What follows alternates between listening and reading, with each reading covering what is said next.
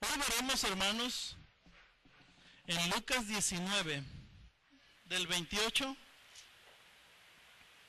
en adelante. Ahorita vamos a leer del 28 al 38. Así sentaditos, hermanos, yo leo el 28, ustedes el 29 y así nos vamos. 28 dice: dicho esto, iba adelante subiendo a Jerusalén.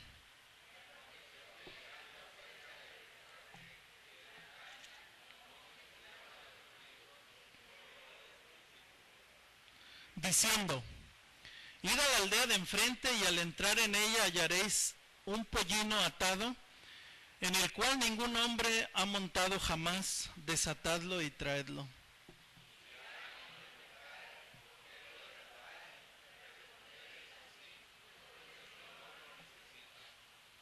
Fueron los que habían sido enviados y hallaron como les dijo.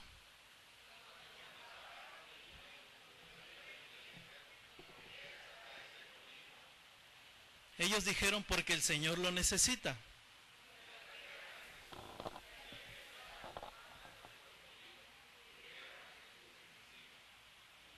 Y a su paso tendían sus mantos por el camino.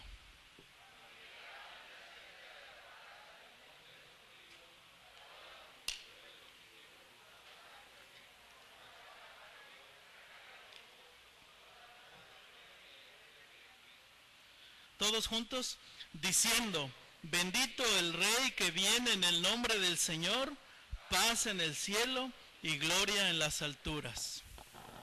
El día de hoy veremos purificando nuestros corazones de una fe superficial. ¿Qué vamos a ver hoy, hermanos? Así es. Este pasaje que hemos leído, hermanos, es muy conocido y nuestras Biblias lo dividen como la entrada triunfal. Todo este evento, hermanos, fue preparado soberanamente por Dios, por el Señor. Muchas de nuestras Biblias la llaman la entrada triunfal. Me puse a estudiar un poco la palabra de Dios y surgió una duda en mí si de verdad esa era la entrada triunfal de Jesús a Jerusalén. Y viendo algunos comentaristas, hubo un comentarista que también se hizo la pregunta si esta era la verdadera entrada triunfal de Jesús a Jerusalén. Y Apocalipsis 19:11 nos habla de una verdadera entrada triunfal, hermanos. Esta es una entrada triunfal parcial, pero, hermanos, está por venir cuando el fin de los tiempos llegue, cuando realmente, hermanos, llegue el Rey, así como los judíos lo esperaban en este momento. Los judíos esperaban a Jesucristo que entrara a Jerusalén como un rey de guerra, como un rey que viene a conquistar. La forma en que Jesucristo entra a Jerusalén, como nos la describen los 4 evangelios, porque los 4 evangelios narran esta entrada, nos la describen, hermanos, de una manera pacífica. ¿Por qué, hermanos? ¿Por qué no entra como los judíos querían que entrara el rey y como lo estuvieron siempre esperando?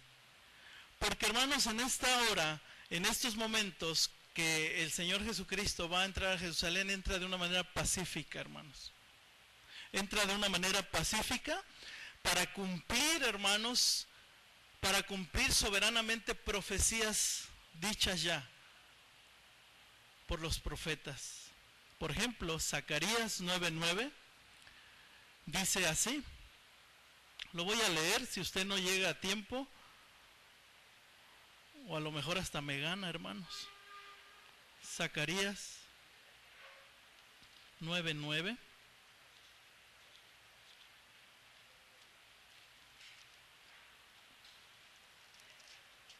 Dice la palabra de Dios: alégrate mucho, hija de Sión, da voces de júbilo, hija de Jerusalén. He aquí tu rey vendrá a ti, justo y salvador, humilde y cabalgando sobre un asno, sobre un pollino, hijo de asna. Una profecía, hermano, dicha 400 años antes. Y hoy esta profecía es cumplida, ¿verdad?, en Jesucristo. Todo el Señor lo preparó, hermanos, tanto ese asno que había sido, que había nacido, que no había sido montado por ningún hombre, era un animal sagrado, hermanos. Por tanto, el Señor tenía preparado todo, dice la palabra de Dios en el versículo 30, ¿verdad? Id a la aldea de enfrente y al entrar en ella hallaréis un pollino atado en el cual ningún hombre ha montado jamás, desatadlo y traedlo. Y si alguien os preguntare por qué lo desatáis, le responderéis así, porque el Señor lo necesita. Y fue prácticamente lo que hicieron, ¿verdad? Van estos dos discípulos, toman ese pollino y les pregunta al dueño, ¿a dónde lo llevan? El Señor lo necesita, llévatelo.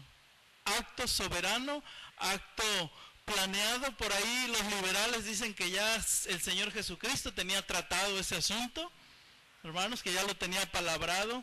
Hermanos, no, hermanos, no indica nada, no hay ningún argumento lógico que pudiera hacer que suene de esa manera, que era un arreglo de Jesucristo. No, hermanos, fue un arreglo, pero soberano para cumplir, hermanos, la palabra de Dios. Y entonces, hermanos, ya que le dicen que el Señor lo necesita, lo traen a Jesús, se monta el Señor Jesús y entra, hermanos, para que se cumpla la Escritura. De hecho, Mateo, Marcos lo dicen, hermanos, dicen esto sucedió para que se cumpliese la Escritura que había sido dicha de esta manera. La de Zacarías 9:9. Entonces, cuando llega, hermanos, ya cerca de la bajada del Monte de los Olivos, toda la multitud de los discípulos, gozándose, comenzó a alabar a Dios a grandes voces por todas las maravillas que habían visto. Sin duda, hermanos, esa gente y todos los discípulos y toda la gente que habían visto las maravillas que había hecho Jesucristo, pensando en Lucas, el que sanó a muchos enfermos, el que sanó a el ciego Bartimeo, el que, hermanos, le habló a Zaqueo, el que hizo muchas maravillas. Por allá en Juan, ¿verdad?, había resucitado a Lázaro. Todos estaban maravillados con el poder y la gloria de Jesucristo. Por tanto, cuando va entrando a Jerusalén, el Señor mismo hace, o sea, ya de un plan soberano igual, hace que esas personas empiecen a cantar y a alabar, hermanos, a Jesucristo, declarándolo, hermanos, rey, porque dice, bendito el rey que viene en el nombre del Señor, paz sea en el cielo y gloria en las alturas. Un salmo, hermanos, 118:26, es el hosana que acostumbraban cantar, hermanos, los judíos cuando iban entrando a Jerusalén. Acostumbraban ellos cantar cuando iban a adorar. Acostumbraban estos cantos que eran cantos mesiánicos y que, hermanos, ya en otros años habían cantado. Pero es la primera vez que cantan ese canto con el Mesías ahí.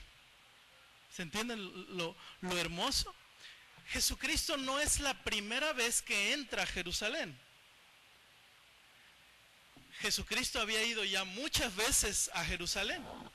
El primer registro que Lucas da es cuando tiene 12 años, ¿verdad? Está pequeñito y que se pone a dialogar ahí con los, y se le pierde a sus padres y, hey, ¿dónde andas? Dicen, los negocios de mi padre es necesario. Entonces Jesús ya había ido, pero nadie le había cantado esa canción.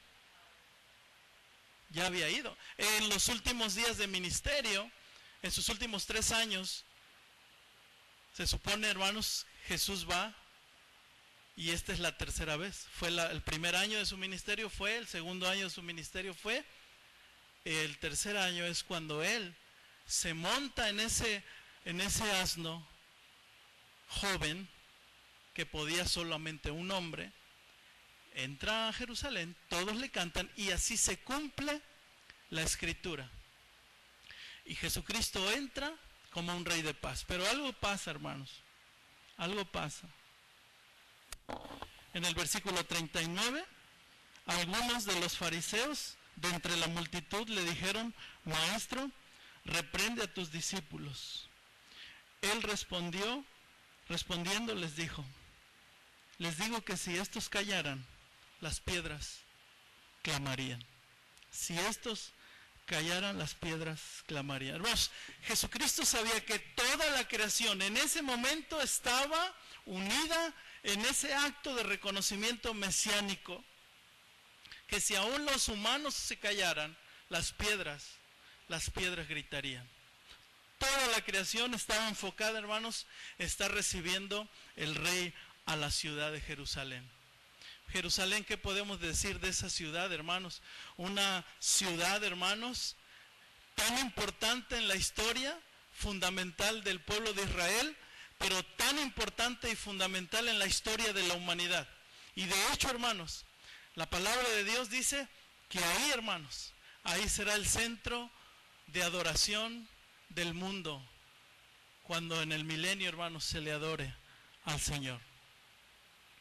Así que es una ciudad muy importante, una ciudad, hoy la conocemos que es famosa por las guerras, ¿verdad?, entre árabes y judíos, pero esa ciudad va a ser más conocida, hermanos, porque ahí va a estar el Rey de Reyes y el Señor de Señores. Hermanos, dice, hay otro acto que hay que poner atención en el versículo 41. Y cuando llegó cerca de la ciudad al verla, ¿qué hizo el Señor Jesucristo? Llorar sobre ella. Llorar sobre ella. ¿Y cuál fue el lloro, hermanos? Diciendo: oh, si también tú conocieses a lo menos en este tu día lo que es para tu paz, mas ahora está encubierto de tus ojos. Entonces, hermanos, ¿qué pasa con el canto del versículo 37 y 38?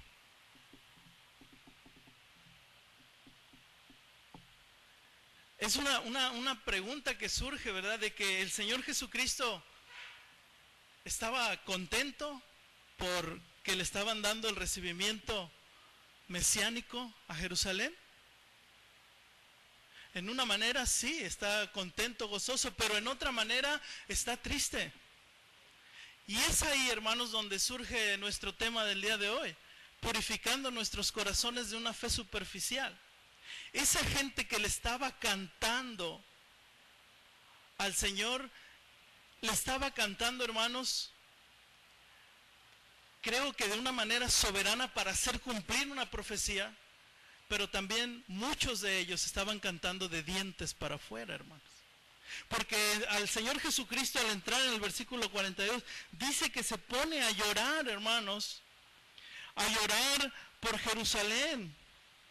Porque vendría, dice el verso 43, porque vendrán días sobre ti cuando tus enemigos te rodearán con vallado y te sitiarán y por todas partes te estrecharán y te derribarán a tierra y a tus hijos dentro de ti y no dejarán en ti piedra sobre piedra, por cuanto no conociste el tiempo de tu visitación.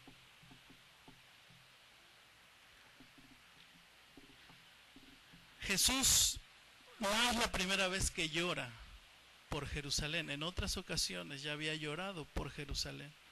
Pero la que hace notar Lucas es muy importante.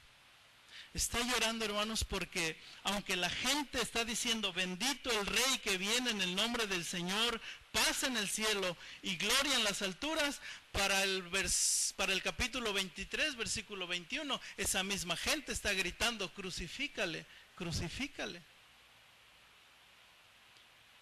Y Jesús aquí manifiesta lo que realmente está sucediendo en el corazón de esa gente que va a adorar, pero de toda la gente, hermanos, que está en Jerusalén, en la ciudad de Dios, en la ciudad de David. Porque esa ciudad, hermanos, era territorio de los jebuseos, totalmente idólatras, malvados, y cuando Israel fue a posesionarse en los tiempos de Josué, no pudieron, hermanos, conquistar a Jerusalén luego. Pasaron cientos de años hasta que David, con los valientes, fue y conquistó la ciudad. Y la nombraron la ciudad de David, que es Jerusalén. Entonces, no siempre Jerusalén fue de Israel, sino que fue de los jebuseos, gente mala, gente perversa. Hermanos, me llama la atención el versículo 44, las últimas palabras: por cuanto no conociste el tiempo de tu visitación. Hermanos, rechazar a Dios siempre se paga muy caro. Rechazar a Dios siempre se paga muy caro. ¿Cómo lo iba a pagar Jerusalén, hermanos? Rechazando al Mesías. Lo rechazaron, ¿sabe cómo lo iban a pagar? Versículo 43. Porque vendrán días sobre ti, cuando tus enemigos te rodearán con vallado y te sitiarán y por todas partes te estrecharán y te derribarán a tierra y tus hijos adentro de ti y no dejarán en ti piedra sobre piedra. Este es un juicio, hermanos. Este es un juicio de Dios por haber rechazado al Mesías. Juicio que fue cumplido en el año 70 después de Cristo. Fue lo que hizo ese general, el general Tito, ¿verdad? Rodeó, o sea, prácticamente así como Jesús lo está diciendo, fue así como vinieron 70 años después a sitiar. Lo primero que hacían las ciudades, ¿verdad? Cuando veían la amenaza, cerraban las puertas, ¿verdad? Porque había muros. Bueno, al cerrar las puertas, hermanos, llegaban los ejércitos enemigos y rodeaban. ¿Para qué? Para que no puedan suplir las necesidades a esa ciudad. Entonces se van acabando la comida, el agua, y entonces la gente empieza a morir ahí adentro. Y si abren las puertas, entran. Pues eso es lo que hicieron los romanos. Vinieron con toda la artillería pesada y vinieron a cumplir lo que Jesucristo había dicho. Porque, hermanos, vuelvo a repetir, rechazar a Dios siempre se paga muy caro. Y si usted ha rechazado a Dios por años, cuidado, porque lo va a pagar muy caro. Lo dice la Biblia, lo dice la palabra de Dios. Por eso Jesucristo lloró. Por eso Jesucristo derramó sus lágrimas sobre esa ciudad. Es tan importante, hermanos, entender estas verdades. Entonces, en los versículos que continúan, es nuestro tema de la superficialidad de una religión, hermanos. De esa superficialidad, hermanos, que nuestros corazones tienen que purificarse, hermanos. No se crea, hermanos, que los que tenemos muchos años en Cristo ya nuestra fe está totalmente pura. No. Tanto el que comienza como el que tiene años en Cristo, tenemos que siempre ir purificando nuestra fe. Y eso es lo que el Señor nos va a enseñar en el versículo 45 en adelante. ¿Qué es lo que hace el Señor Jesucristo en el versículo 45, hermanos? Dice: y entrando en el templo, comenzó a echar fuera a todos los que vendían y compraban en él. Versículo 46, diciéndoles: escrito está, mi casa es casa de oración, mas vosotros la habéis hecho cueva de ladrones. Y enseñaba cada día en el templo, pero los principales sacerdotes y los escribas y los principales del pueblo procuraban matarle. Y no hallaban nada que pudieran hacerle, porque todo el pueblo estaba suspenso oyéndole. La porción que vamos a tocar y que es los 4 puntos, esta porción ha sido malinterpretada. ¿Para qué, hermanos? Se lo voy a decir. Para prohibir las ventas en la iglesia de hoy. Ese texto, recuerdo que había una persona aquí hace unos años que miró que la hermana Juanita, ¿verdad?, puso las ventas, ¿verdad?, de la vendimia, y lo primero que le dijo, sacó este texto y le dijo: usted está en pecado porque está vendiendo dentro del templo. Y el Señor dice, no hagan de mi casa una cueva de ladrones. Pero no es la primera persona que piensa así. He oído a varios hermanos en otras iglesias que sacan este texto para prohibir las ventas en el edificio de la iglesia del Nuevo Testamento. No hay fundamento, hermanos, no hay fundamento para aplicar este texto a esas circunstancias. No es lo que el Señor quiere enseñar. No es lo que el Señor quiere enseñar. Ese es otro tema. Esa es otra situación, ¿verdad? Entonces, ¿qué es lo que quiere el Señor enseñar? Quiere enseñarles 4 cosas. En primer lugar, que Dios se está acercando a Jerusalén para purificar los actos de esa gente. Y Dios, hermanos, se acerca a eso a nosotros también, hermanos, para purificar nuestros actos. ¿Qué hacía la gente, hermanos? Toda esa gente, año con año, entraban a adorar a Dios. ¿Cómo adoraban a Dios? Ofreciendo sacrificios, pero no ellos, sino siguiendo a lo más que se podía la escritura de los primeros 5 libros de la Biblia, ¿sí? Siguiendo las ceremonias levíticas, las ceremonias que Dios había establecido. Entonces, como los judíos se habían esparcido en todo el mundo, muchos cada año iban a adorar, entonces era difícil, hermanos, traerse una vaca, traerse un becerro, traerse una oveja de tan lejos, porque podían traer lo mejorcito, pero en el camino algo podría pasar. O traerlo y que al sacerdote lo viera y no me gusta para que lo ofrezcas a Dios. Entonces, ¿qué pasó, hermanos? Fue tal la demanda de animales del sacrificio que dijeron las personas, bueno, ¿por qué no le vendemos a los que vienen a adorar? Les vendemos vacas, becerros, palomas, para que ellos compren aquí. Y si quieren dar ofrenda, si traen dinero, ¿sí? de otro país, pues aquí casas de cambio. ¿Cuál fue lo malo de eso, hermanos? Lo malo fue que empezó a haber una corrupción en eso, hermanos.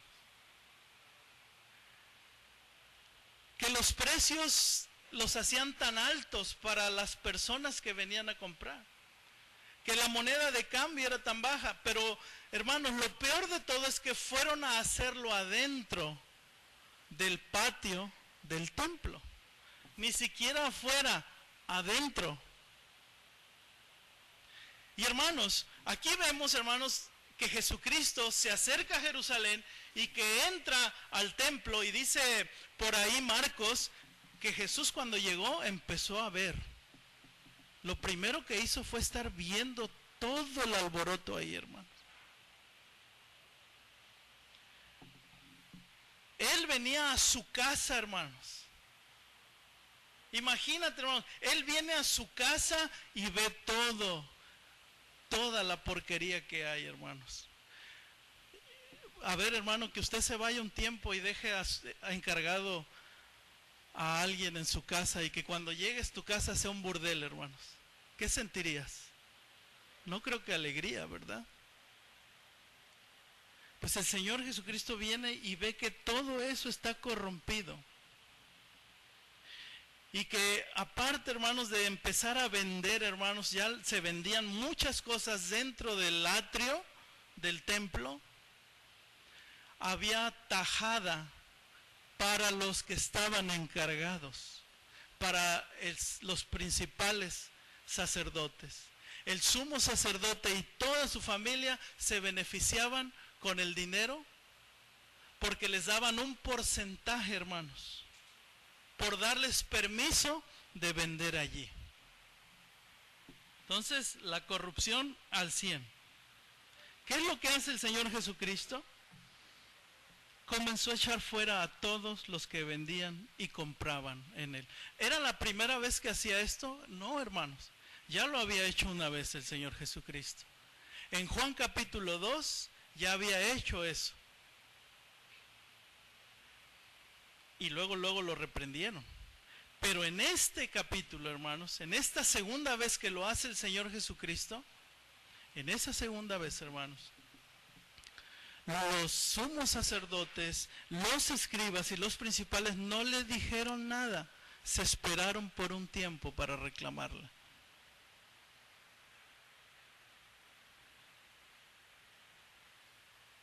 La ley mandaba ofrecer sacrificios de animales puros, criados con el esfuerzo y la dedicación. La religión, hermanos, se las hicieron más fácil, más cómoda. Te vendemos el producto con el sello de aprobación de los líderes espirituales, así que tu oveja y tu cabra o tu vaca está garantizada porque tiene nuestro sello, el sello de aprobación de los principales. Jesús, viendo ese mercadeo en ese lugar de adoración, reclama, echa fuera a los que vendían, pero también a los que compraban. Versículo 46, escrito está, mi casa es casa de oración. Mi casa, dice. Mi casa. ¿Era su casa, hermanos? Sí. Sí, era su casa. Él había ordenado, hermanos, allá con la Trinidad, había ordenado las medidas, le había dicho a David, le dijo que juntara todo el material, luego le dijo a Salomón, hazlo.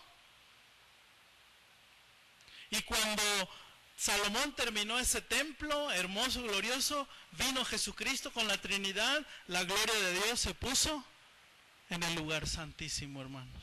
La gloria de Dios bajó a ese lugar. Pero ahora, ese lugar ahora estaba convertido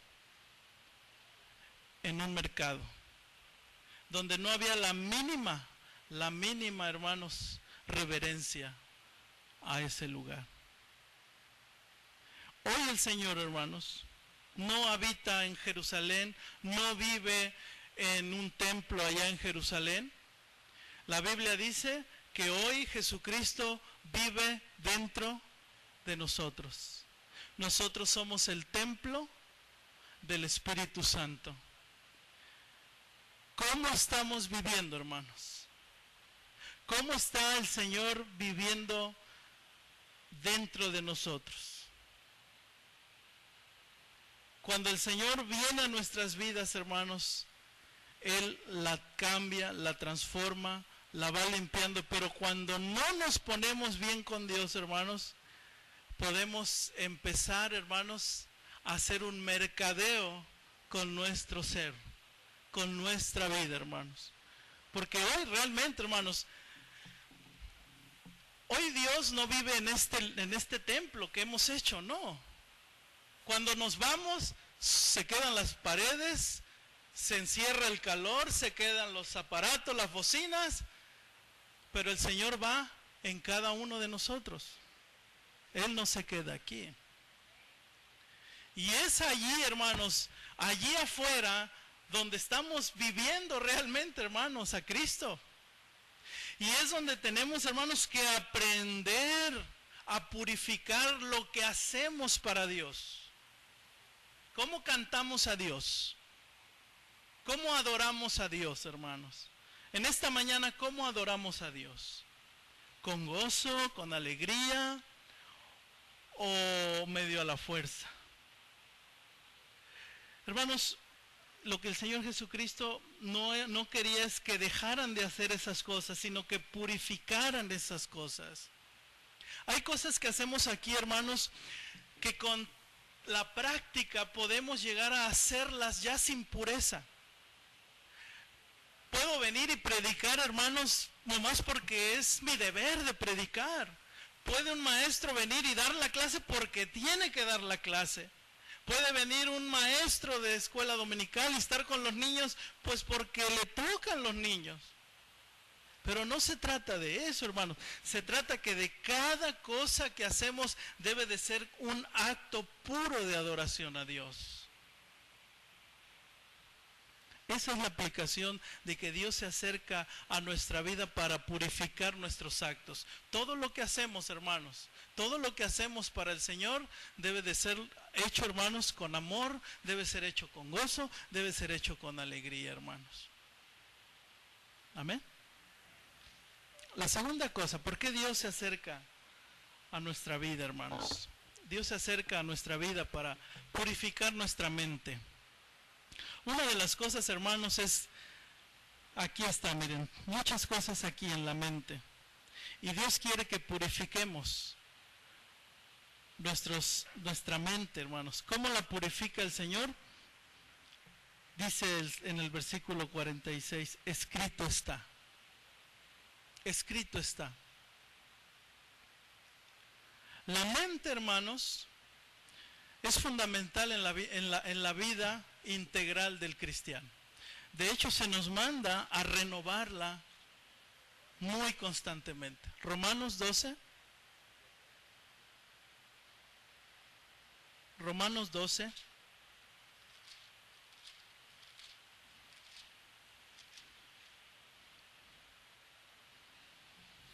Doce, 1 y 2. Así que, hermanos, os ruego por las misericordias de Dios que presentéis vuestros cuerpos en sacrificio vivo, santo, agradable a Dios, que es vuestro culto racional. No os conforméis a este siglo, sino transformaos por medio de la renovación de vuestro entendimiento, para que comprobéis cuál sea la buena voluntad de Dios agradable y perfecta. Se nos manda, hermanos, a transformarnos por medio de la renovación de nuestra mente, hermanos.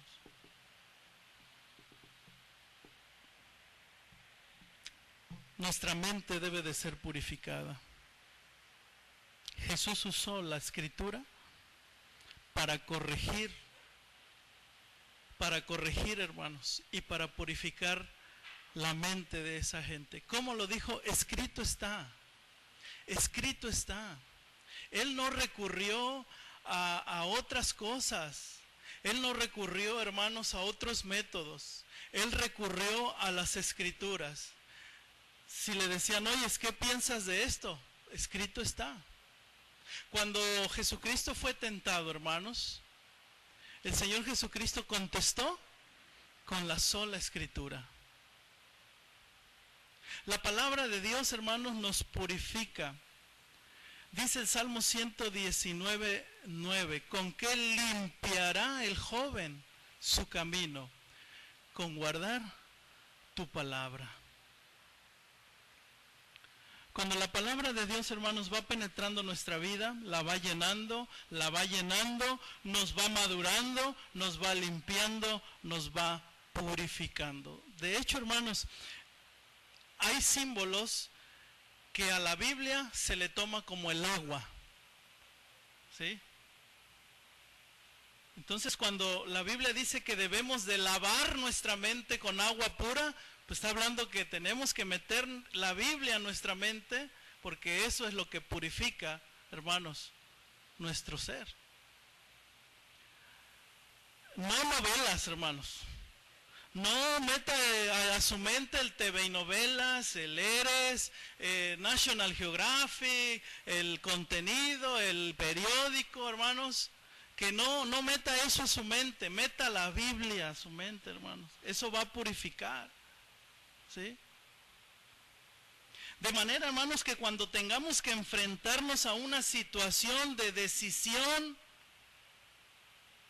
debemos de tener nuestra mente llena de la palabra y decir, voy a tomar una decisión, ¿qué dice la Biblia? ¿Qué es lo mejor que debo hacer para tomar? De hecho, hermanos, los que venimos a Cristo ya caminados en el pecado, nuestra mente trabajó en lo malo, trabajó en la suciedad. Pero la palabra de Dios es poderosa y dice que nos lava, De hecho, hermanos, cuando David pecó, que le dice, purifícame con hisopo, lávame y seré más blanco.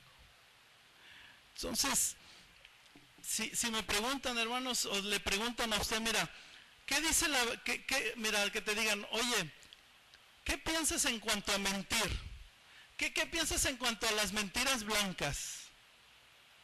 ¿Qué dice la Biblia? No hay que mentir. ¿Qué piensas de no ir a la iglesia? ¿Qué piensas? ¿Qué dice la Biblia? Miren, los sacerdotes, los principales, no se preguntaron qué dice la Escritura. No se preguntaron. Ellos dijeron, venga el dinero, que vamos a hacernos ricos. Jesucristo es el que dijo, escrito está, mi casa es casa de oración, no casa de vendimia. Jesucristo se ajusta a lo que dice la Escritura. ¿Qué piensas que te diga a tu hija, mamá? ¿Qué piensas de ponerme esta ropa para ir a la iglesia? ¿Qué dice la Biblia? Eso debo decir, ¿qué dice la Biblia? Amén. Porque pues a lo mejor a la mamá o al papá no le importe mucho cómo te vistas. Me cuentan de una hermana que no es de aquí, y por eso lo voy a decir, me contó el hermano, que una de las jovencitas que vienen a trabajar de Lancaster, ella es la única cristiana en su casa. Desde niña ella ha ido a Aguana, ha invitado a sus papás, a sus hermanos, pero no, ella fue creciendo en la iglesia.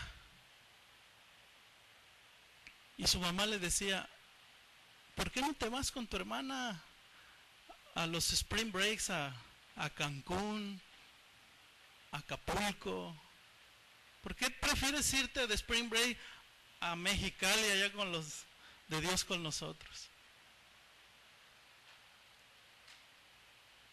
Vete a las fiestas, búscate un hombre, ¿sí? No te cases, nada más ten relaciones, no importa.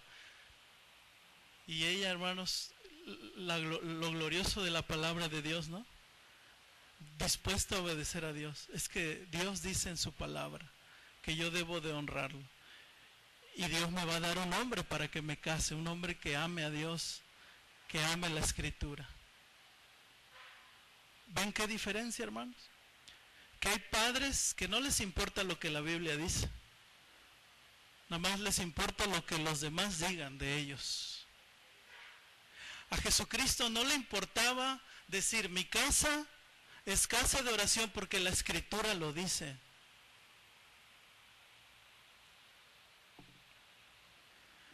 Hermanos,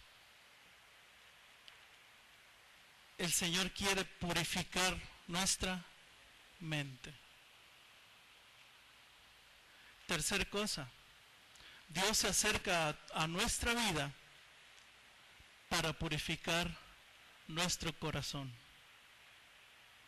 Versículo 47. Y enseñaba cada día en el templo, pero los principales sacerdotes, los escribas y los principales del pueblo procuraban matarle. ¿Cómo se purifica el corazón? Específicamente, hermanos, creo que el corazón se purifica con la enseñanza clara y congruente de la palabra de Dios. Con la enseñanza clara y congruente de la palabra de Dios. Una cosa es tener nuestro devocional, hermanos. Una cosa es tener nuestro devocional en casa, leer nuestra Biblia, meditar en ella. Pero otra cosa es aprenderla a través de la enseñanza que llegue a la conciencia, hermanos. Y si se dan cuenta, Jesús no solo citó la escritura en el verso 46, sino que en el versículo 47 se sentó a enseñar la Biblia. Entonces, una enseñanza llena del Espíritu Santo, poderosa en las Escrituras. Recuerden que muchas veces la gente se asombraba de la forma que enseñaba con autoridad, hermanos. De hecho, dice que en el versículo 48, y no hallaban nada que pudieran hacerle, porque todo el pueblo estaba suspenso oyéndole. Fíjese, suspenso. No que estuvieran en suspenso, sino que con una atracción, hermanos, con una especialidad. No se oye de esto de un rabino, hermanos, que enseñara y que la gente estuviera suspensa escuchándole. No, hermanos. Se habla de Jesús. Se habla de los apóstoles que predicaban la palabra y que la gente se quedaba atónita, y que cuando escuchaban a predicar a Pedro, el pescador, dice que la palabra que entraba a los corazones, hermanos, y que provocaba algo, hermanos, la palabra de Dios. Entonces, nuestra oración debe de ser, hermanos, oren por los maestros de la Biblia de esta iglesia, hermanos. Que cada vez que se paran aquí enseñen, hermanos, llenos del Espíritu Santo, que enseñemos llenos del Espíritu Santo. Que no sea la letra muerta, hermanos, sino letra viva, hermanos. Hermanos, esa palabra que Jesús estaba escuchando, estaba edificando la vida de esa gente, porque todo ese pueblo estaba oyéndole. Pero, ¿qué quisieron hacer los principales y los escribas y los sacerdotes? ¿Qué quisieron cuando la palabra estaba llena, hermanos, estaba dando vida? Ellos ¿qué? Procuraban matarle. Esa es la reacción común de un creyente, hermanos. ¿Es la reacción común de un creyente que está escuchando un buen sermón querer matar al predicador? No, ¿verdad? Todo lo contrario, hay gozo, hay atención. Me está llenando la palabra de Dios. Jesús estaba purificando los corazones con la enseñanza de la palabra de Dios. Hermanos, creo honestamente que ha habido un esfuerzo grande en nuestra iglesia por tratar de hacer eso, por tratar de llegar con una enseñanza que penetre el corazón, que llegue la conciencia, hermanos. Y fíjese dónde estaba enseñando el Señor Jesucristo. Estaba enseñando, dice el versículo 47, en el templo. El Señor Jesucristo estaba enseñando en el templo. ¿Pero en qué parte del templo, hermanos?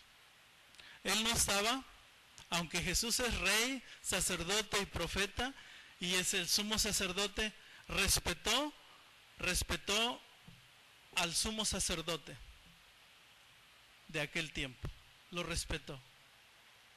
Y Jesucristo no pasó del atrio de los gentiles, hermanos. ¿Sí me entiende, hermano? El templo tenía una gran plaza, un atrio, donde estaban gentiles, donde estaba el lugar de las mujeres, pero había un lugar, el lugar santo, donde nadie entraba más que los sacerdotes. Y luego había otro lugar, el lugar santísimo, donde solamente se entraba una vez al año. Jesucristo podía haber pasado al lugar santo, podía haber pasado hasta el lugar santísimo. De hecho, Él ha estado ahí en espíritu, ¿verdad? La gloria de Él ha bajado ahí. Pero en ese momento Él no pasó del atrio a los gentiles de esa plaza, enseñándole a toda esa gente, hermanos. Me sorprende de lo que hace el Señor Jesucristo, hermanos. Estaba instalado ahí, corrió a los comerciantes: váyanse de aquí porque aquí yo voy a enseñar. De hecho, hermanos, enseña en el lugar donde ellos estaban haciendo su vendimia, los quita para Él instalarse y enseñar la palabra de Dios. Hermanos, démosle la gloria a Dios, porque en nuestra búsqueda de Dios, hermanos, gracias a Dios nos ha puesto en un lugar, hermanos, donde aman la palabra de Dios y donde se enseña la palabra de Dios.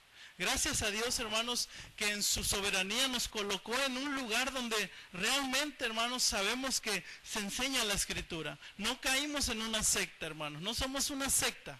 Amén. No somos a lo mejor somos una secta al mundo, pero no somos una secta, hermanos. Hemos caído en un lugar, Dios nos ha puesto en un lugar donde, hermanos, se enseña solo la palabra de Dios. Y cuarta y última cosa, hermanos.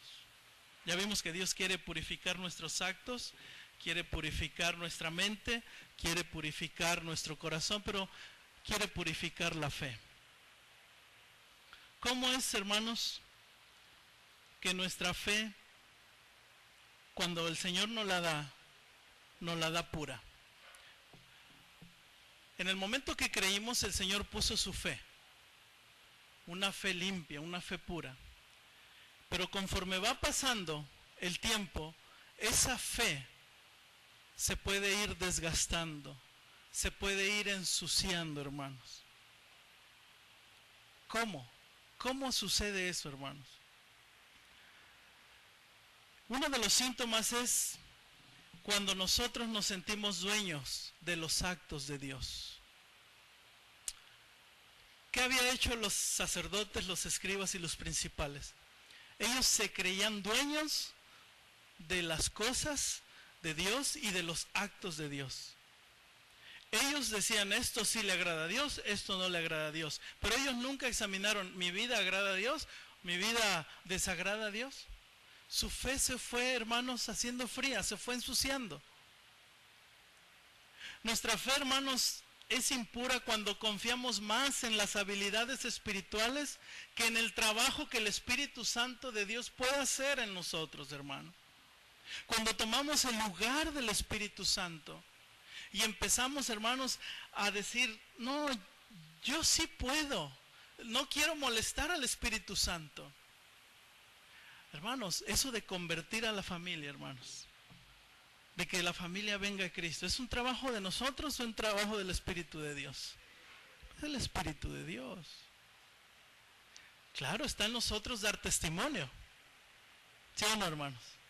Dar testimonio a la familia de lo que el Espíritu Santo está haciendo en nosotros. De manera que cuando el Espíritu Santo toque su corazón, haya una reacción.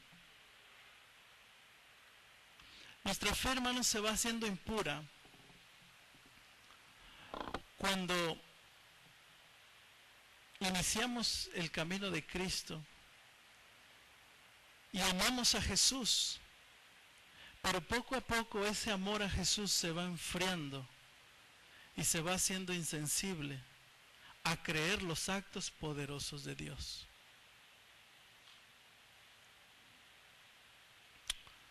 Y aquí hay una navaja de dos filos, hermanos.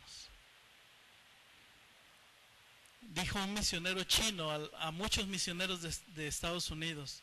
Le dijo, ¿a poco todo esto han hecho sin Dios? Le dijo.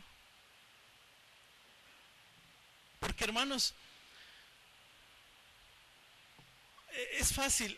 La obra de Dios cuando inició, los primeros misioneros, los apóstoles que salieron, de verdad, hermanos, iban a lugares totalmente llenos de gente perdida, pueblos enteros, donde había incrédulos. Ahí está la ciudad de Corinto, hermanos. ¿Qué ejemplo nos da, hermanos, del poder del Espíritu Santo, de ganar gente y de transformar gente tan mala, tan perversa, practicando cosas tan feas, hermanos, en la idolatría? Y llega el Evangelio de Cristo y rescata gente y se hace una iglesia ahí. No había aviones, no había Biblias, no había folletos, no había, hermanos, internet, no había televisión, no había nada. Solamente iban vidas llenas de fe, llenas del Espíritu Santo, a predicar el Evangelio con poder. Y hermanos, ni siquiera llegaban a hacer obra social. No llegaban con brigadas de médicos a decir, vamos a poner brigadas de peluquería, de dientes, para que venga la gente y aquí les hablamos de Cristo. No es malo eso, hoy se hace eso, pero quiero decirle que tal era el poder, hermanos, tal era el poder que hablaba la gente, hermanos, predicaba el evangelio a esos creyentes llenos de fe y la gente creía. No había campañas de sanidad, ¿sí? No había, hermanos.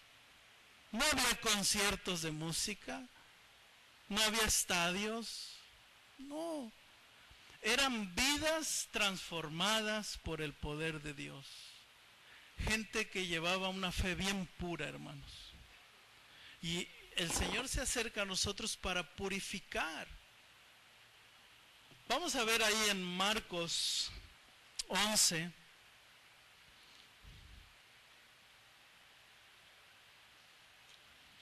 Una fe impura, hermanos, es aquella que ya no le motiva nada más que cosas externas.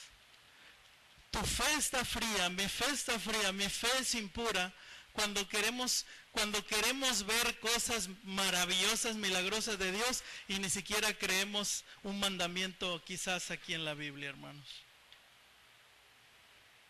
Marcos 11.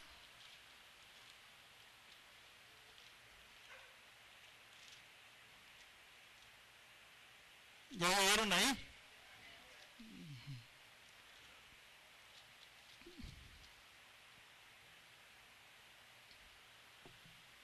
Ahora vamos a leer el verso 13. ¿Quieren leerlo, hermanos, en voz alta? El 13. 11:13 dice, y viendo de lejos...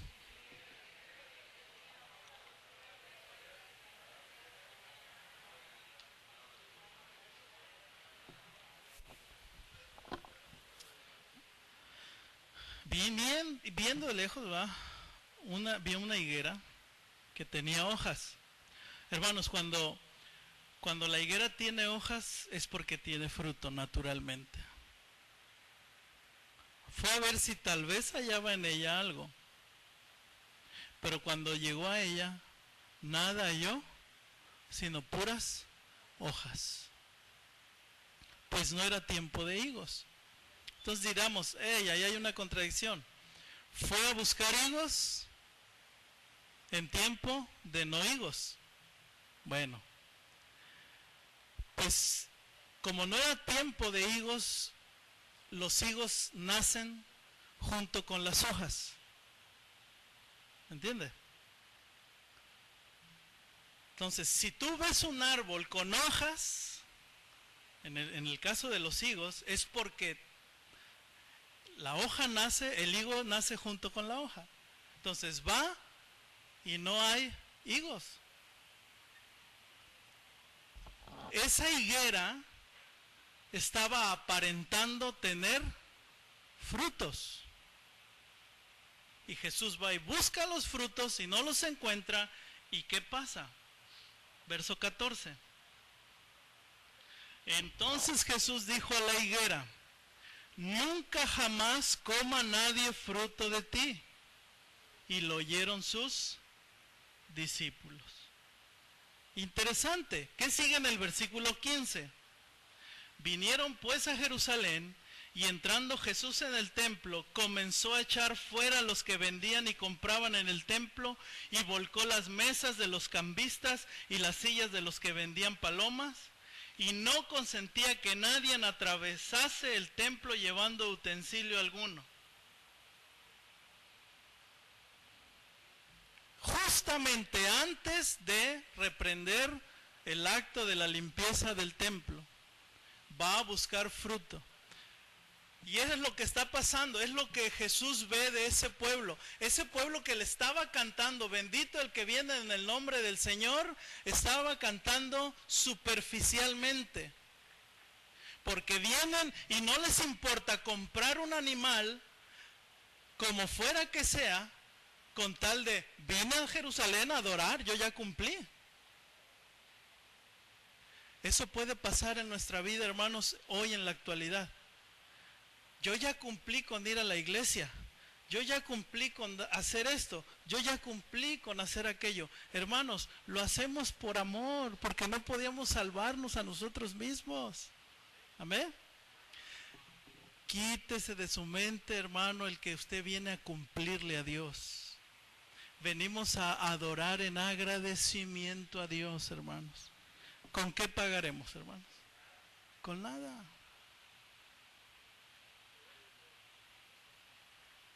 Dice el versículo, hermanos, ahí mismo, el 21 y 22 de Marcos. Entonces Pedro, acordándose, le dijo: Maestro, mira la higuera que maldijiste, se ha secado. ¿Qué dice el verso 22? Respondiendo Jesús le dijo: tened fe en Dios. Dios se acerca a nosotros, hermanos, para purificar nuestra fe. Jesús quiere avivar nuestra fe. No una fe fingida ni emocionalista, sino una fe viva y eficaz. Una fe que produce fruto, hermanos.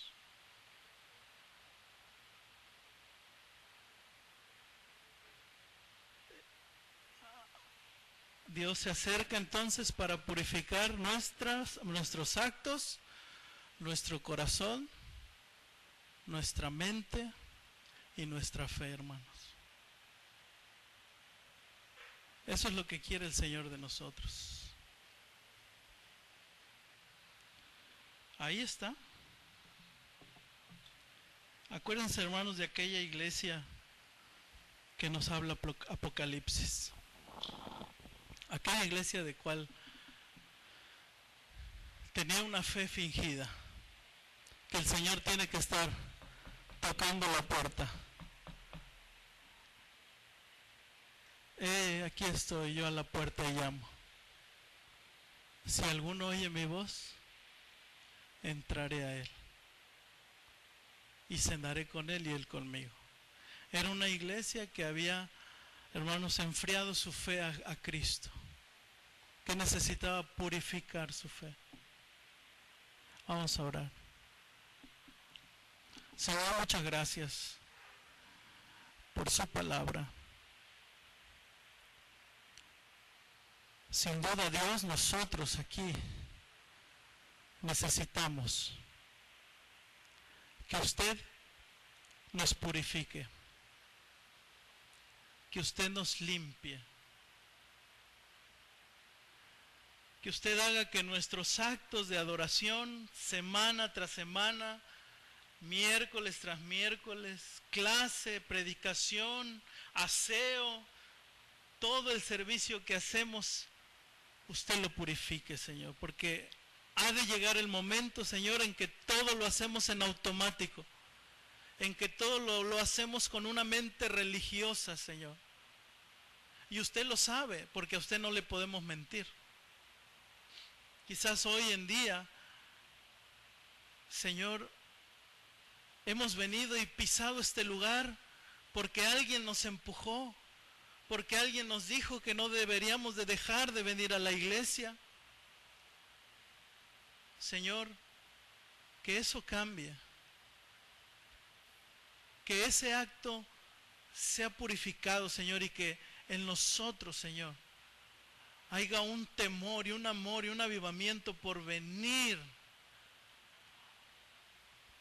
a adorarte, Señor, por todo lo que has hecho por nosotros. Gracias, Dios, por tu palabra. Hermanos, ahí en su lugar,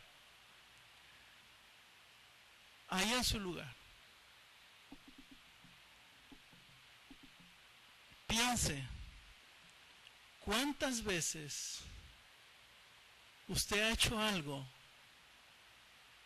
ya como a fuerzas, ya con coraje,